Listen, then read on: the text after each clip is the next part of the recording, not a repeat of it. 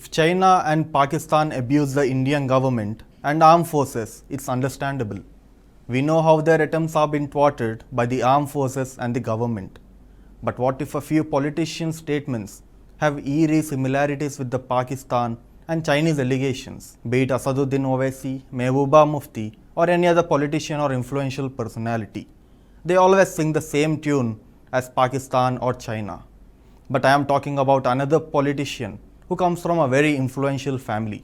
He is the uncrowned prince and forever young youth leader, Rahul Gandhi. We all know Indian army not only thwarted the Chinese efforts of changing the status quo in Tawang, but even chased them to their base and stayed over there for some time. After this news broke out, another undated video emerged from where the Indian army cornered the Chinese army in Tawang and drove them to their base. This left Chinese embarrassed.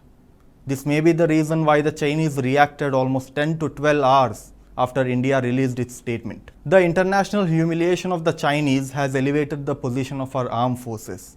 When this was the case, Rahul Gandhi entered the scene. Do you know what he did? He said the Chinese army beat the Indian army. Do you know what's more appalling? He chose to make these statements on Vijay Divas.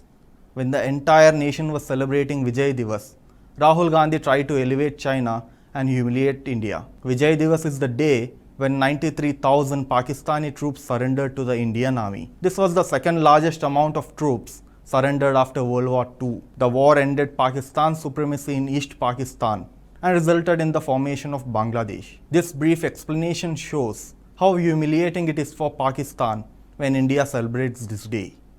Mr. Rahul Gandhi chose this day to humiliate the valor of our armed forces. This isn't the first Rahul Gandhi took the side of our enemies. He questioned our armed forces about the 2016 surgical strike. During the Doklam crisis in 2017, Rahul Gandhi met Chinese ambassador. Remember, this was at the time when our Indian armed forces were at loggerheads with the Chinese. After Galwan, Rahul Gandhi has been saying that the Chinese are at our doorstep. But he conveniently ignores the fact that it was his great-grandfather who gifted an important part to China. But the current regime is not ready to lose an inch. Not only this, Rahul Gandhi often attacks Modi and RSS. Do you know who makes such kind of statements? Imran Khan, Pakistan's former PM. Imran Khan once said he wanted friendly ties with India, but he had a problem with RSS ideology. Recently, Pakistan's foreign minister Bilawal Bhutto called Modi a Gujarat butcher. He abused Modi and his affiliation with RSS. But do you know Rahul Gandhi and Sonia Gandhi made these kinds of comments earlier? Yes, Bilawal called Modi Gujarat butcher. Sonia Gandhi called him Maut ka Saugadar. Both Imran and Bilawal abused Modi and RSS. During the UPA regime, Rahul Gandhi said RSS was a bigger threat than Islamic terrorists like Lashkar-e-Taiba. Can you observe the similarities between these statements? It is not just Rahul Gandhi, but several opposition leaders sing the same tune. It is really difficult to decode whether they hate Modi's affiliation with RSS or the country. As a politician, whether it is Rahul Gandhi or Owaisi, they have every right to corner Modi. But when they target armed forces and humiliate the nation, this raises the question of where their allegiance lies.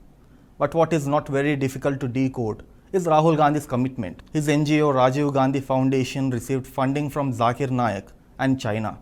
He supports Pakistan and abuses Modi and our armed forces. He signed a deal with the CCP government. He raises questions about our armed forces and takes the side of China. Even after the video emerges, which show how the Chinese were petrified, Rahul Gandhi says the latter beat our forces. By looking at his statements, one should not call Rahul Gandhi a pappu. He is part of a sinister plan of creating trust issues between the government and the public. What's more sinister is, he always sings the tune of our enemies. This is something our government has to deal with seriously.